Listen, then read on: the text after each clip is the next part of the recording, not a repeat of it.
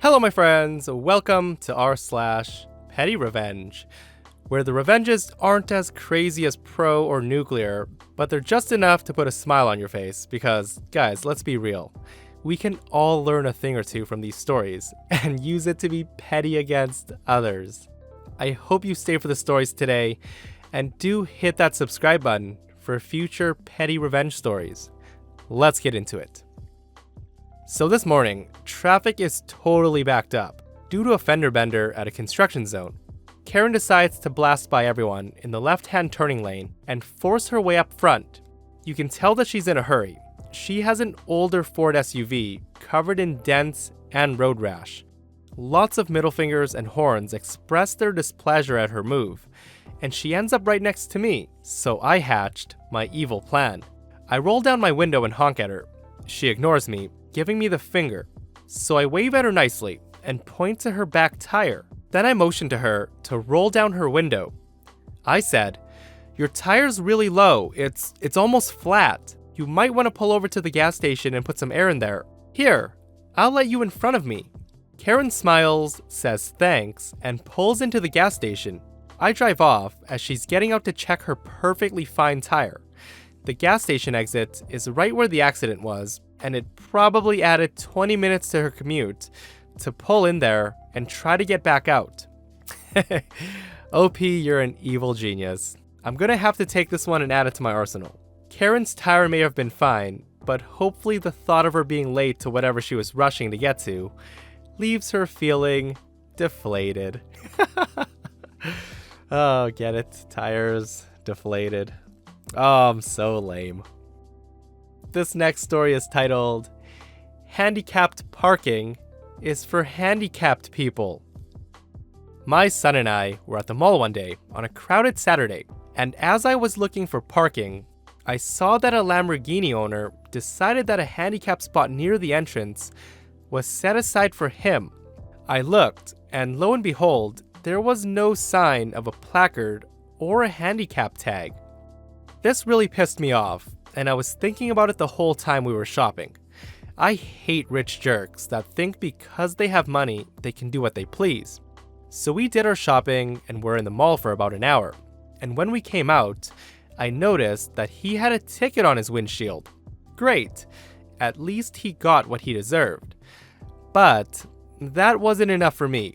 I have a nephew in my family who's in a wheelchair, so I know how important these spots are. I decided to get spiteful, pour some more salt in this open wound. I went to my car, grabbed some paper, and started writing, and then walked over to his car and left a note on his windshield that said, "I'm terribly sorry. I didn't mean to scrape your car with my wheelchair. I would leave my contact info, but you were illegally parked. The scrape is pretty deep, so good luck trying to get that out."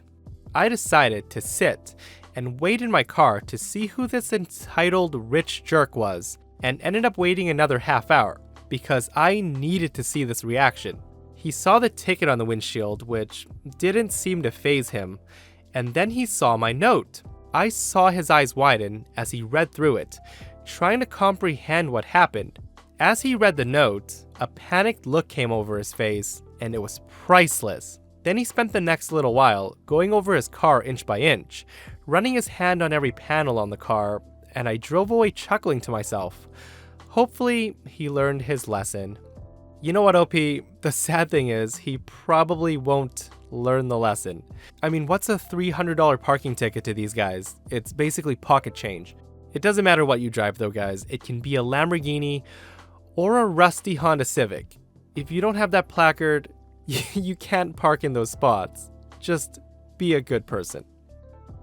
This story is titled, Don't Insult My Engagement Ring. So my fiance and I have been dating for 4.5 years. In that time, we've bought a house together, we've adopted doggies together, I've put him through pharmacy school, and we fell even more in love. He's an amazing man, and I'm crazy about him. Imagine my excitement after braving all of the ups and downs and watching life unfold as a team that he proposed.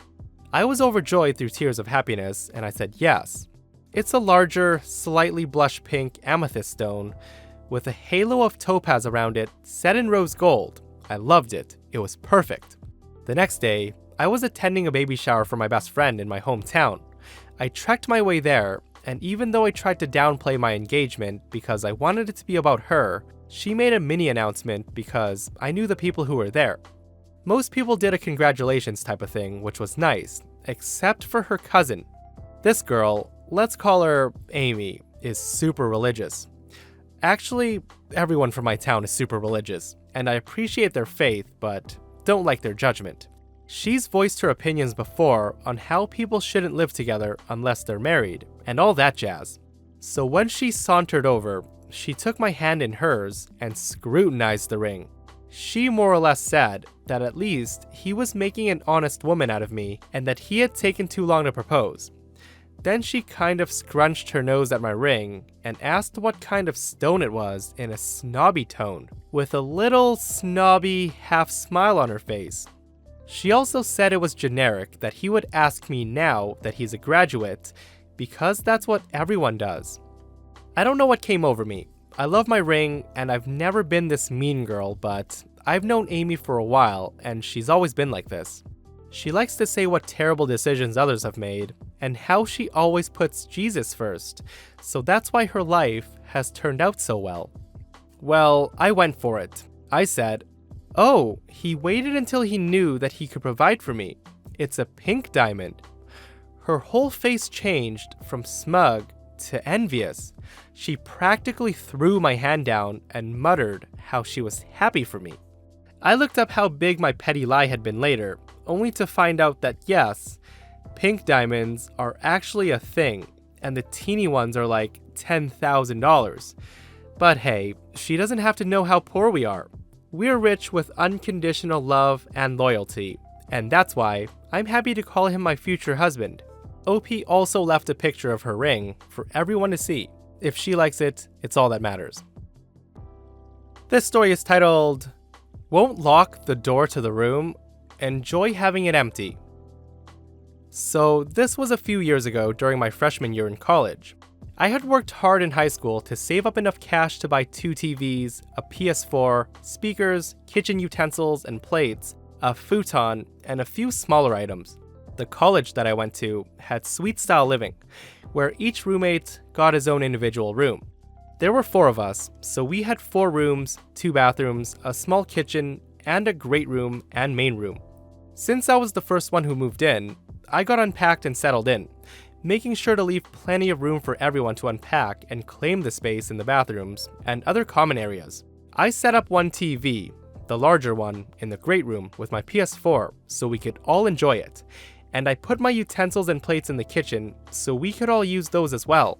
I didn't mind sharing my stuff up to this point, since I like to share and put my faith in others. However, I wouldn't be posting here if this trusting nature of mine wasn't changed. On to the story. So one night, a drunk college kid came barging into our room, screaming at the top of his lungs, waking me up. I was about to get out of bed until one roommate, the slob of the group, ran out and kicked him into the hallway. Since I left a lot of expensive items in the great room for us to use, this made me fear that anyone could walk in and steal my stuff, and that would be the last I've seen of them. So I asked my roommates to lock the door if no one else was home, and we agreed on it. It worked for a few days, until I noticed that I walked in and no one was home, but the door wasn't locked. Granted, they would go to a few friends' dorms across the hall, but they had gone out for almost 5 hours. I asked them again, and they blew me off. A 1-to-3 vote doesn't work too well at the college I attended as far as roommate agreements went, so there was nothing I could do. Anyway, there were 3 more instances of dumb young freshmen walking into our dorm and either yelling or passing out on our couch with just the TV on and nothing on it. The straw that broke the camel's back was when I noticed that my dishes that I was sharing were in the trash, along with some stainless steel utensils. As I looked around, I also saw one of the 4 controllers that I had was smashed and under the couch, and my remote was totally lost. I finally asked them once more to lock the door and to try to respect my things that I shared with them, but they blew me off and said, "It's not like you used them, it's basically ours anyway." So with this, I got petty, and I mean petty. I started my revenge when they went off to get beer since they wanted to play the new Call of Duty game. I first started moving my TV and the PS4 into my room, along with everything else I had in there, as well as my futon, which was used as a second couch. It took me about 30 minutes of hard labor, but I finally had packed up my dorm room. But that's my petty part. Time for revenge. After another 20 minutes, they returned with the whole group, and they were stoked to play the new Call of Duty game, until they noticed the entire great room was empty, save for the couch and the TV stand. I decided to leave before they got back, but I was receiving calls and texts for almost an hour asking where I was and where all the stuff went. I decided to keep quiet and allow them to embarrass themselves in front of their friends. Not only that, but they confronted me on a few occasions to get me to surrender my items, or else they'd have to pay for new ones out of their pocket. I merely said, "Oh, sorry, but now they're locked behind my room door, since that's the only door that gets locked in this whole place." They were very unhappy, and spent way more than I did on the items, since I got the back to school sales and work discounts on all of my items. I probably paid nearly $1,400 on everything I bought, and they paid nearly $2,100 to get everything back that I shared. I can tell you one thing for certain, it's fun to see three guys fight over a PS4 and a large TV, since they all chipped in to pay for them. Anyways, that's my petty revenge, and I hope you enjoyed the read. And that's it for this episode of r/PettyRevenge. Guys, if you enjoyed it and aren't subscribed, do hit that subscribe button for future videos. If you didn't catch the last episode of r/Prorevenge, it's a really good tale. So if you haven't heard it, click the video right now. I hope you guys got your revenge fix for the day, and I'll see you guys in the next one.